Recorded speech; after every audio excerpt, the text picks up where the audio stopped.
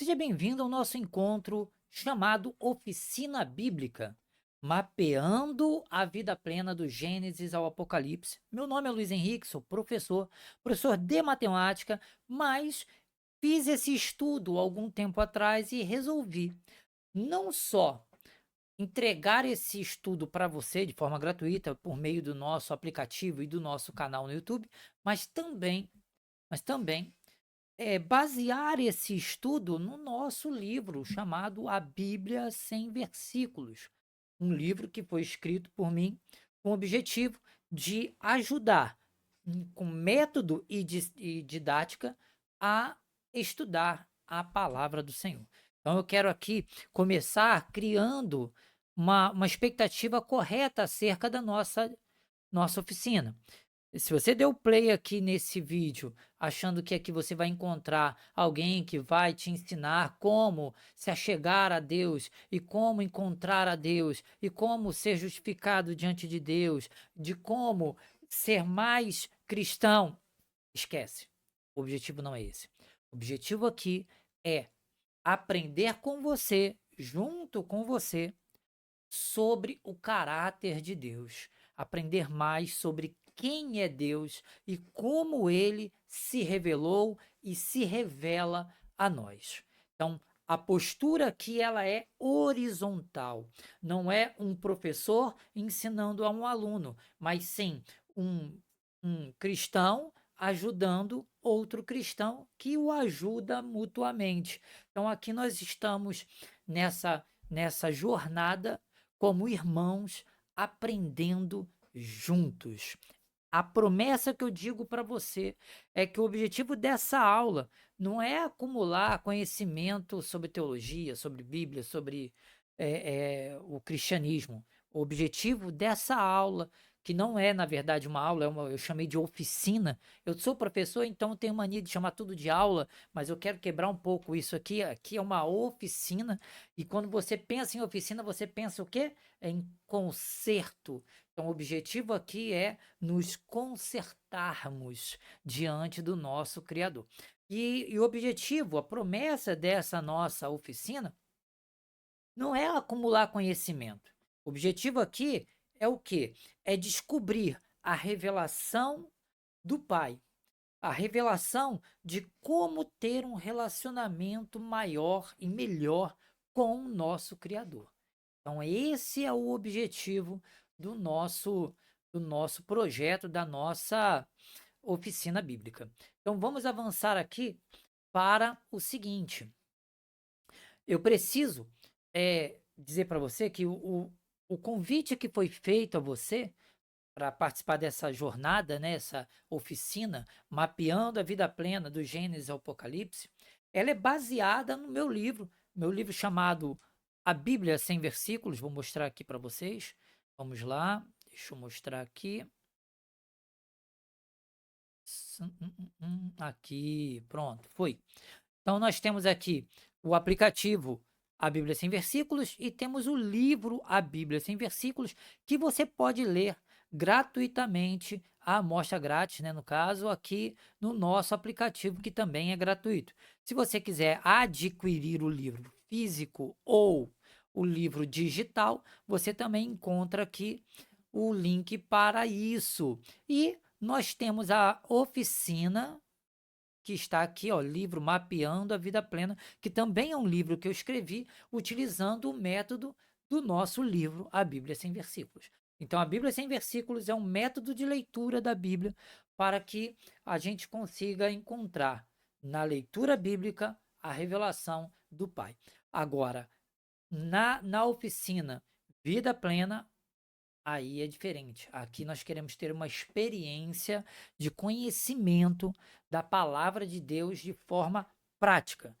Colocar a vida plena de forma prática na nossa vida. Na nossa vida. Então, o nosso aplicativo é uma comunidade, não é uma igreja, não é. Eu não sou pastor, não é uma igreja, não é uma célula, é uma iniciativa. Nosso aplicativo é uma iniciativa de aprendizado. Aqui você tem possibilidade de também ensinar aquilo que você aprendeu, compartilhar conosco tudo aquilo que você vem aprendendo com relação à palavra de Deus. Então, dito isto, vamos agora partir para a primeira pergunta de hoje. O nosso método se baseia em perguntas. Por que perguntas? Porque as melhores perguntas geram as melhores respostas. E as respostas são solução para os nossos problemas. Então, dito isto, nós vamos focar sempre em criar perguntas dentro do nosso método. Mais para frente eu vou ensinar esse método para vocês, um método que eu utilizo para aprender. Então, aprender tudo, né, sobre qualquer assunto, mas também é aplicável à Bíblia. E aí você vai poder também no futuro, não agora, não nessa oficina, mas para frente no nosso aplicativo, vai poder também conhecer esse método de estudo.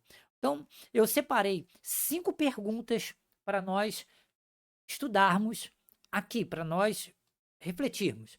A primeira pergunta tem que ser sobre o princípio.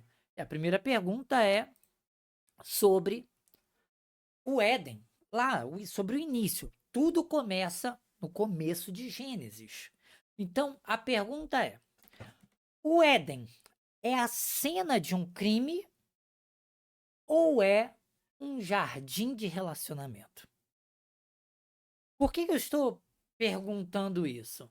Porque nós precisamos trabalhar uma desconstrução, porque nós aprendemos que o Éden é uma cena de crime, onde o homem pecou. É a queda. Teve a queda? É óbvio que teve a queda. Teve pecado? É óbvio que teve pecado.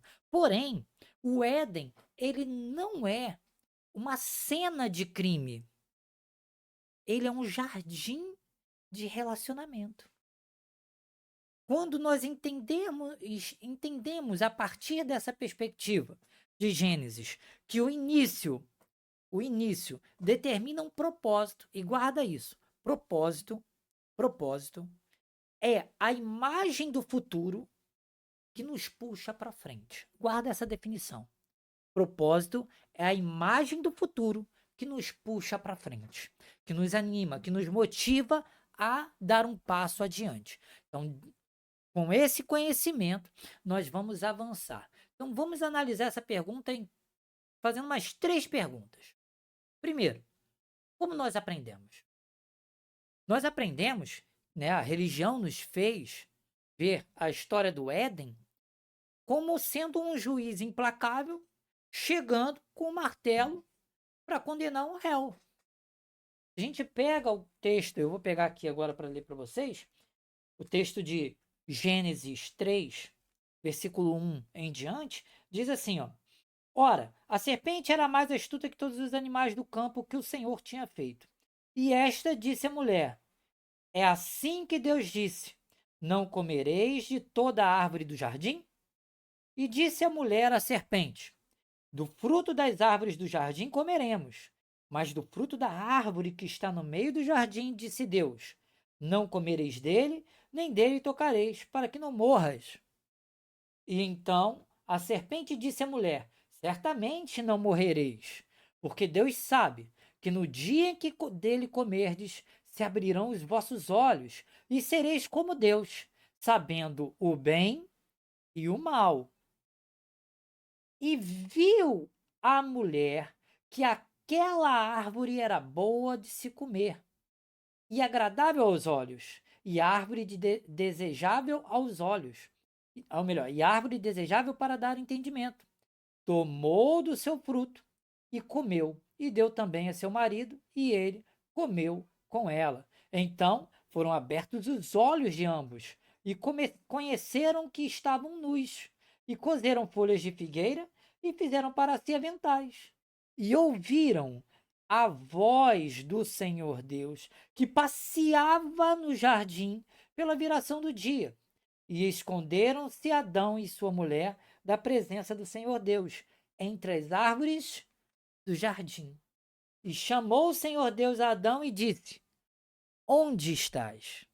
Então perceba, meu irmão, perceba, minha irmã, que essa passagem do Gênesis, ela é muito rica, não dá para eu trabalhar tudo sobre ela aqui, mas eu vou tentar, assim, trabalhar o ponto inicial. Para isso, nós temos a lição por escrito, que é um capítulo de livro para você ler, e temos um resumo também, que a gente chamou, inicialmente a gente está chamando de pílula, né? Um resumo para você.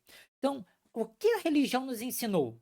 Que o homem pecou porque desobedeceu a Deus, Deus deu uma ordem, e a mulher e o homem desobedeceram essa ordem. Agora vamos julgar, que a palavra de Deus diz que todo cristão deve saber julgar. Depois a gente vai ver isso lá na frente, não hoje. Vamos julgar segundo Jesus, segundo o que ele revelou. Como nós devemos entender isso? A lente que Cristo é para nós mostra que temos um pai caminhando na viração do dia, buscando um filho escondido. Sabe quando que Jesus fez isso? Lá no filho pródigo.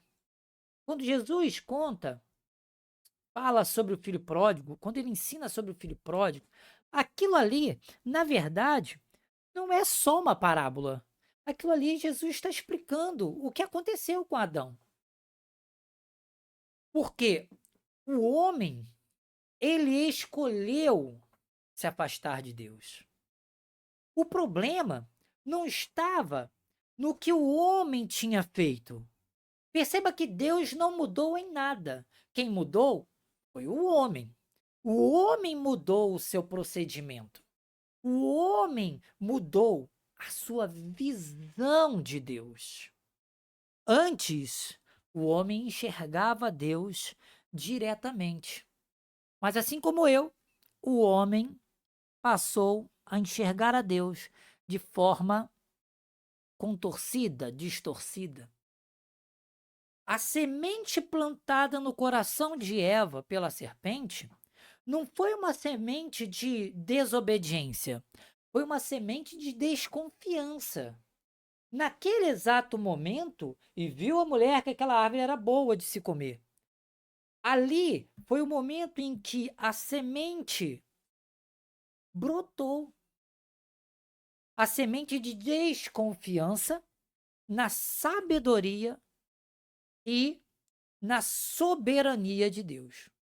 Então, o pecado, que a religião chama de pecado original, eu chamo de pecado da visão, eu acho que é mais didático, o pecado da visão é o grande problema da humanidade. Não é o pecado das mãos. Para esse, Deus desde o princípio deu solução.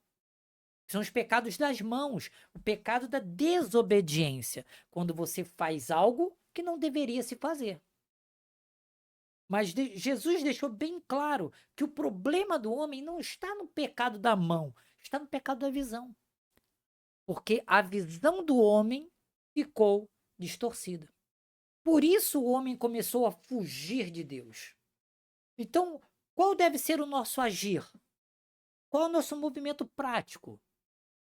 É parar de fugir da condenação das mãos, da condenação das mãos, e simplesmente aceitar a busca do anfitrião, de Deus, do Criador. Porque ele nos buscou desde o princípio, ele não mudou. Então, quando a gente entende que o nosso pecado maior e mais complexo é o pecado da visão, nós passamos a tratar não mais dos sintomas, e sim da causa da doença. A causa está nos olhos, uma visão distorcida. Então a gente tem que, o primeiro passo é parar de fugir. Nós precisamos parar de fugir do nosso Criador. Bom, e aí vem uma segunda pergunta. Vamos procurar a raiz desse problema. A nossa queda começou nas mãos ou nos olhos? Eu já dei a resposta para isso. A nossa queda, ela começou nos olhos. Ela começou nos olhos. E quando a gente entende isso, tudo vai ficar mais fácil. E aí vem o quê? Vem a necessidade de enxergar. Como foi que nós aprendemos? Nós aprendemos que o problema foi o fruto, o pecado das mãos. E aí, o que que a religião faz? A religião, ela manda você limpar o seu comportamento. A religião insiste em quê? Em que você deve mudar o seu comportamento. Para quê? Para agradar a Deus. Então perceba que é você fazendo um movimento para alcançar a Deus, você subindo até Deus. A religião sempre ensina isso em tudo que ela fala. Mas o movimento é contrário. É Deus descendo até nós. Deus indo ao encontro de nós. É Deus perguntando: Adão, onde estás? Percebe que o que eu estou falando aqui é um problema de lógica. É um problema muito maior do que o que é pregado hoje em dia, do que é visto hoje em dia, do que a gente vive ouvindo. E é por isso que muitas vezes não tem solução. Eu ouvi milhões de pregações, mas minha vida não mudava. Por que não mudava? Porque eu precisava entender que o problema não estava no meu comportamento, estava na minha visão, como eu via a Deus. Então a doença verdadeira, que foi revelada por Jesus, é que existe uma desconfiança plantada na nossa mente, no nosso coração, acerca da soberania e da sabedoria de Deus. Esse é o grande problema da humanidade. O grande problema da humanidade é o problema, é o pecado da visão. E quando Jesus ele revela isso, as pessoas não entendem. Por quê? Porque elas estavam já na sua plenitude de querer cumprir regras, leis. Você perceber? Jesus vem até nós no momento em que o homem estava mais empenhado no pecado, na luta contra o pecado das mãos. Por que que Jesus vai tanto contra o sistema religioso? Porque o sistema religioso ele quer tratar somente o pecado das mãos. Mas Jesus vem dizer: olha, o pecado é o pecado da visão. A sua visão de Deus tem que mudar. E o propósito dessa oficina aqui é isso. É eu compartilhar com você como a minha visão mudou e como a sua visão pode mudar também. E a minha visão vai continuar mudando, porque aquela pessoa que acende uma vela é a primeira a se iluminar. Se eu acender aqui a luz do meu celular, eu vou ser o primeiro a me iluminar. E quando eu falo, eu sou o primeiro a ouvir. Então, compartilhando com vocês essa experiência que eu tive, eu estou tendo uma nova experiência de Deus na minha vida. Então, entendamos o seguinte, que é preciso limpar a nossa visão para poder limpar as nossas mãos. E a religião, ela prega que nós temos que limpar nossas mãos apenas. E é esse o grande problema da religião. Quando a gente entende isso, a gente começa a entender o sentido da religião. Porque a palavra religião é religar. Então, teoricamente, Jesus nos religou ao Pai. Por que teoricamente? Porque tem que ter a prática. A prática depende da nossa vontade. Então, a gente vai abordar isso também, é um spoiler. Nós vamos abordar isso na nossa oficina, que é a questão da vontade. Mas por hora, nós vamos trabalhar em quê? Nessa visão do que era o Éden. Não era uma cena de crime.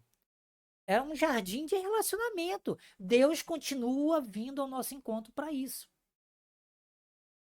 Agora, o que acontece? Agora vem uma pergunta, né? Jesus perguntaria para nós agora. Você está usando a religião como esconderijo? Sim ou não? O que você está fazendo? Você usa a religião como esconderijo? E Adão usou uma árvore. Adão usou folhas de figueira. Adão trabalhou para si de forma a criar um gerenciamento da conversa com Deus. Desde o princípio. Por isso eu digo que Adão criou a religião, não foi Deus. Porque Deus queria relacionamento e Adão criou a religião. Ele quer controlar a ligação do homem com Deus. Então perceba que no Gênesis nós temos uma verdade teológica. Nós temos a verdade teológica. Nós não temos uma verdade histórica, uma verdade biológica. Nós temos uma verdade teológica. Uma verdade sobre Deus. Quando você entende isso, você não fica preso de Adão existiu, não existiu? Adão viveu há 6.000 anos atrás ou não. Você não fica preso a isso. Você fica preso ao quê? A verdade que a Bíblia te entrega. A Bíblia é um livro que conta a história da revelação de Deus para a sua criatura. Esse é o propósito da Bíblia. Então, como nós aprendemos? Nós acreditamos que a devoção, que o serviço, que a leitura bíblica, tudo isso garante a proximidade com Deus. Por isso que você lê a Bíblia, mas você percebe que você não está se chegando mais a Deus. Por isso que às vezes você trabalha na igreja, mas você não percebe que você está se aproximando de Deus. Você ora e você não consegue se aproximar de Deus. Por quê? Porque a proximidade com Deus se dá pela confiança, que foi o elo quebrado na queda do homem. Quando você confia em Deus, você alcança proximidade com ele. Se Adão confiasse de sair de trás da árvore e abraçasse a Deus, resolvido o problema. Porque Deus não tinha mudado. Deus vinha sempre na viração do dia e procurava Adão. Foi isso que ele fez. Adão, onde estás? Deus não mudou, mas Adão mudou. Então, se você fizer aquilo que Adão tinha feito, se você der o abraço que Adão não deu, aí sim você começa a ter proximidade com Deus. O segredo está na confiança. A palavra é confiança. Porque o que foi quebrado na queda não foi a obediência. Mas a religião ensina que é obediência. Você tem que obedecer, tem que obedecer. E aí eu vejo um montão de gente obedecendo e não está chegando a Deus. Um monte de gente obedece, obedece, obedece, obedece. E muitas vezes abandona Deus. Mas como assim? Por quê? Porque o problema não está nas mãos, na obediência. Está na visão, na confiança. Você confia naquele que você vê. Esse é o convite. Esse é o convite. É isso que muda a vida da pessoa. Então, amado de Deus, meu irmão muito amado, Jesus nos revela que Adão usou as próprias coisas boas, a árvore do jardim, por exemplo, para fugir do Criador. E nós usamos a religião para nós não nos vulnerabilizarmos diante de Deus. Porque se eu fizer, eu estou justificado diante de Deus. Por isso que Jesus falou que, deixou claro isso, que o que salva é a fé em Deus, a fé no Cristo. E aí depois a gente vai entender qual a diferença de fé em Deus e fé em Cristo. Vai ver, a gente vai chegar nesse ponto. Mas uma coisa de cada vez. A oficina ela é toda metodicamente criada para construir conceito em cima de conceito, libertação em cima de libertação, conhecimento em cima de conhecimento. Então nós vamos construir um por um aqui. Um por um. E aí no final dessa oficina você me diz se valeu a pena ou não. E aí por fim, nessa pergunta 3 que eu estou te dando aqui agora, qual seria o nosso agir? Qual seria o nosso movimento prático? Eu sempre vou falar de visão, vamos ver como aprendemos, o que Jesus revela para nós e qual o movimento prático. Nesse caso, é o abandono, é abandonar a folha de figueira. A gente precisa abandonar a religiosidade e a gente precisa se apresentar diante de Deus exatamente como nós somos e confiar que Deus está conosco. Confiar que Deus é soberano sobre a nossa vida e que Deus é sábio. Que o conhecimento e a sabedoria de Deus é melhor do que a nossa. Quando você se desgarra disso, quando você abre mão disso, você alcança a confiança verdadeira no Pai. Você alcança a fé. Vamos continuar então para mais uma perguntinha. Vamos lá. Bom, eu trouxe mais uma pergunta aqui para nortear nossa oficina, que é: o que o ladrão na cruz fez que Adão não teve coragem de fazer? Aí a gente vai pegar lá o ladrão da cruz, pegar o caso lá em Lucas, né? Uma passagem que todo mundo conhece. Eu não vou nunca focar aqui em versículos bíblicos, eu até vou ler e tal, e tudo mais, mas a ideia aqui não é decorar versículos bíblicos, por isso eu escrevi o livro A Bíblia Sem Versículos. O que você tem que gravar não é o versículo, mas você tem que gravar o ensino. E aí, o que vai acontecer? Né? O que vai acontecer, não. O que o ladrão traz para nós de conhecimento? É como nós aprendemos. Nós achamos que a gente precisa restituir tudo aquilo que a gente fez de errado. Se a gente tirou, a gente tem que devolver. A Bíblia fala isso. Jesus fala isso. A gente tem que ter um bom comportamento para sermos aceitos por Deus. A Bíblia parece dizer isso, mas o que Jesus revela não é isso. E essa passagem do ladrão na cruz, ela nos traz exatamente essa chave. Porque o ladrão, ele não tinha mais mãos.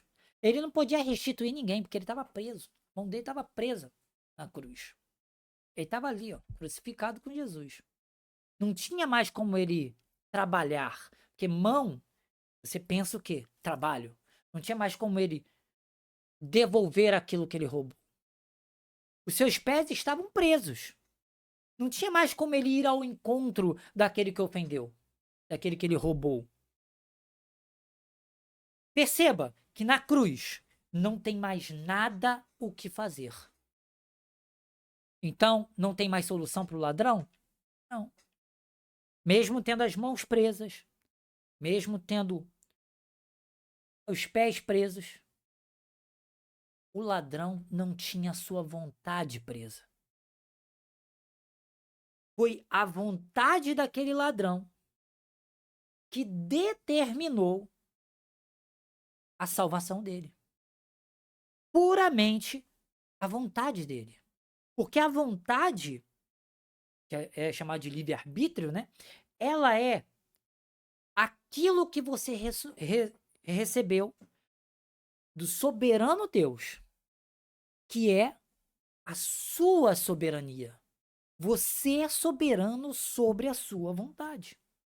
A sua vontade, é bem verdade, ela recebe influência da sua memória, do que você fez. Quanto mais pecado você comete, mais você é influenciado a cometer novos pecados. Assim como mais você responde à graça de Deus, ao convite de Deus, quanto mais você responde ao convite de Deus, mais fácil é de você não pecar. Então existe aí algo que a gente vai estudar mais para frente, chamado inércia espiritual. Eu chamo de inércia espiritual. Então, quanto mais você aceita o chamado de Deus, mais fácil é de fazer o bem. Quanto mais você faz o mal, mais fácil é de fazer o mal. Não dá, é como se fosse um cabo de guerra. Não dá para ir para os dois lados ao mesmo tempo. É impossível isso. A isso nós chamamos de vontade. É a sua vontade. E por mais que você seja influenciado a tomar uma decisão ruim, você é soberano para dizer não ou dizer sim aquela tentação, aquela decisão. Você é soberano. Deus concedeu você um tipo de soberania. Você não é soberano sobre tudo. Você é soberano sobre a sua vontade. Só a sua vontade. Não a vontade do outro. A sua vontade. Você é soberano sobre ela. Foi isso que Jesus revelou lá na cruz. Conversando com aquele cidadão, com aquele ladrão. E qual deve ser o nosso movimento prático? Nós precisamos entender que a eternidade e a vida plena, elas começam no milésimo de segundo em que decidimos parar de fugir. Então, amado, você se decide hoje por Deus, nesse exato instante, você passa a viver uma vida plena.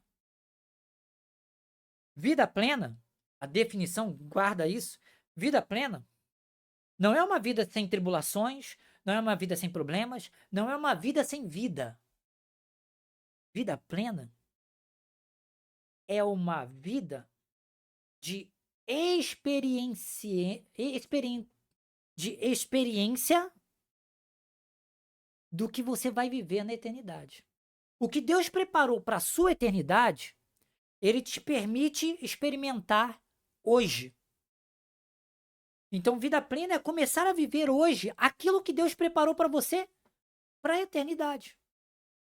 Você vive em vida aquilo que Deus preparou para a morte. A presença diante do Criador. Então, se você quer viver a presença de Deus antes de morrer, é a vida plena que você quer. Então, se você entender que a sua vida plena começa no milésimo de segundo que você opta por Deus, meu irmão, a sua vida vai mudar. Ela vai continuar sendo uma vida. E vida tem tribulação, vida tem doença, vida tem tudo. Mas a sua vida vai ter um acréscimo chamado presença de Deus. E essa presença do Criador na tua vida, ela dá sentido a tudo. Ela te move, ela resolve todos os teus problemas. Do jeito de Deus. Porque você precisa confiar na soberania e na sabedoria de Deus. Percebe? O nome disso é fé. Você passa a ter fé.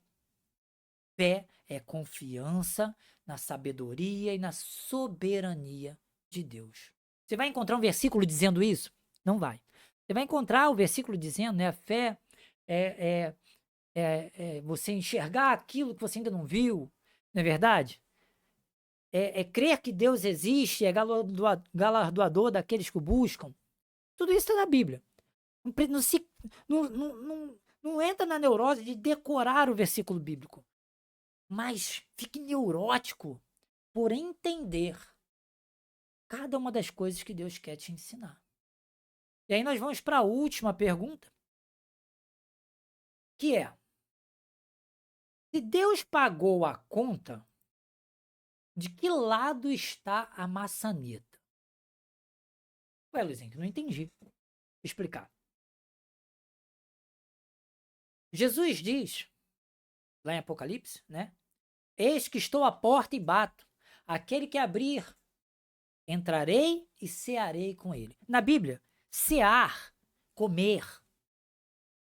Comer te lembra o quê? Fartura. Comer te lembra o quê? Felicidade, alegria, gozo. As três melhores coisas da vida são comer quando se tem fome, beber quando se tem sede e dormir quando se tem sono. Não é verdade? Comer quando se tem fome, beber quando se tem sede, dormir quando se tem sono. E as três piores é fazer isso sem ter vontade. Então, cear é comer quando se tem fome. Não é uma ceia qualquer. É quando você tem fome. E aí você tem ali aquele banquete na sua frente. Você pode se banquetear. Isso é cear, ou seja, é mais do que comer. É mais do que apenas matar a fome. É aproveitar ao máximo. Então Jesus diz que você tem que abrir a porta. A maçaneta da porta é por dentro. Só você consegue abrir. Ah, mas o diabo ficou me tentando. Ele pode te tentar. Ele faz uma pressãozinha. Mas a vontade é sua. Se você entender que você é soberano sobre a sua vontade, não tem desculpa. Você não vai dar desculpas. Simplesmente você vai dizer: sim, sou pecador. Sim, pequei. Por isso que a Bíblia fala: sim, sim, não, não. Deus quer o quê? O frio ou o morno? Ou o quente? O morno ele vomita. Não é assim que Cristo faz? Por quê? Porque a dinâmica, a lógica é justamente essa, de você tomar posse da sua vontade. Você vai cair de novo? Você vai cair de novo. Mas quanto mais você quiser estar na presença de Deus, menos você vai pecar. E gradualmente você vai alcançando a plenitude da presença de Deus. E quando será alcançada essa plenitude? Só depois da morte. Quando você estará frente a frente com o Pai. Essa é a promessa dele. Então, se você tem o desejo, a vontade de estar diante do seu Criador, eu não sei como ele é. Ele não revelou isso. Perfeitamente, a gente não sabe como Deus é. A gente não sabe. A gente sabe que existe um Criador. E se você quiser estar diante desse Criador, depois da sua morte, eu não sei como vai ser, mas se você quiser estar, o caminho é esse. É pela sua vontade de você dizer a Ele: Senhor, eu quero estar na Sua presença. Eu abro mão da minha soberania para abraçar a Sua soberania, para confiar na Sua sabedoria, na Sua soberania sobre a minha vida. Aí você começa a perguntar em vez de você. Você para de falar. Você começa a perguntar: Senhor, o que queres de mim? Senhor, o que queres que eu faça? Senhor, hoje, como devo fazer? E Deus começa a te mostrar, começa a te ensinar como Ele quer que você faça. E aí não sou eu que vou dizer, não é o seu pastor, não é seu líder. Você vai, pelo Espírito Santo, perceber que é o próprio Criador que está falando com você de uma forma que você entende. Não tem fórmula secreta. Tem caminho. O caminho é esse. O caminho é esse. Então, como disse, Jesus está à porta. Ele já suportou tudo. Ele suportou a traição, pagou dívida na cruz, mas ele respeita o quê? A nossa vontade. E qual é o seu agir prático? Assumir a sua responsabilidade. Assumir que tudo o que você fez até hoje foi porque você quis. Seja aquilo de bom, seja aquilo de ruim.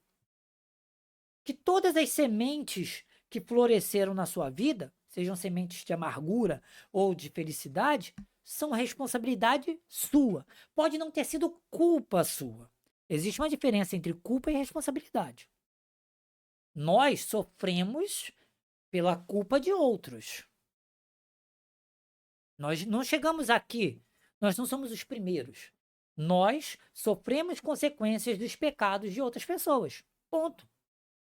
É assim que funciona a vida.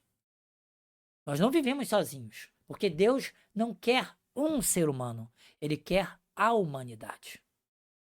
Ele não trata com um ser humano apenas, ele trata com a humanidade.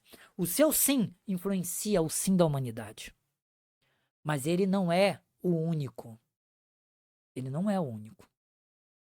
Nem mesmo o sim de Jesus, a obediência de Jesus, foi única para a humanidade. Jesus nos religou, nos deu a salvação uma vez só, historicamente sangrenta. É um fato histórico a salvação. Porém, a salvação, ela não se completa com a nossa ação. Ela é completa em si. Porém, ela se realiza na nossa vida por meio da nossa vontade. Então, somos nós quem abraçamos a Deus. Esse é o abraço que Adão não deu, que você é convidado. Por meio da sua vontade, de girar a maçaneta, que está do lado de dentro do seu coração, e dar o abraço que Adão não deu. De sair de trás da árvore e falar, Senhor, eu estou aqui, me abraça. Perdão, eu quero estar na tua presença. Quando você entende isso, quando você coloca isso em prática, você passa a ter a vida plena. No exato instante. No exato instante que você fizer isso. Então eu te convido, irmão, a ir agora mesmo para o seu quarto. Dobra teu joelho. Você nunca fez isso. E faz essa oração. Senhor, eu me entrego ao Senhor. Eu tenho vontade de estar na tua presença. Eu quero, Senhor, confiar na tua soberania e na tua sabedoria. Porque o que o Senhor sabe para minha vida e o que o Senhor manda para minha vida é melhor do que eu, certamente. Faça isso e entra no nosso aplicativo depois e coloca lá no feed a tua experiência. Lá nós temos um fórum, né, que é o feed do nosso aplicativo, que, deixa eu mostrar ele aqui. Aqui, ó, você entra no nosso aplicativo e aí você tem lá, você pode criar o tópico e colocar sua experiência, suas dúvidas. Você pode compartilhar lá conosco, pode comentar também, tudo, certo? O que você quiser lá. E lá no nosso aplicativo, nós vamos compartilhar um pouco sobre isso. Lá você vai encontrar nas lições o texto do capítulo que eu escrevi sobre essa oficina em vídeo. Primeiro eu escrevi, e aí aqui no vídeo eu estou fazendo essa reflexão com você. E também vai encontrar as pílulas, lá onde você tem um resumo sobre o que eu expliquei aqui, sobre o que eu apresentei para você. Então eu peço a Deus que ilumine a sua vida, para que no próximo encontro você esteja aqui conosco. Toda semana eu libero um vídeo durante 17 semanas, são 16 lições, mas temos também essa lição aqui sobre o prólogo, que é uma lição zero, vamos dizer assim, e nós teremos 4 lições preparatórias para você trabalhar o fundamento, para depois virmos com 12 lições fundamentais. Então eu oro a Deus, peço ao Senhor, Senhor nosso Deus e amado Pai, eu peço a Ti que derrame Teu Espírito Santo na vida de cada um aqui presente, na minha vida, na vida de todos. O Senhor traga a nós a clareza da Tua presença, em nome de Jesus. Amém. Meu amado, minha amada, que Deus abençoe sua vida e a sua família, em nome de Jesus.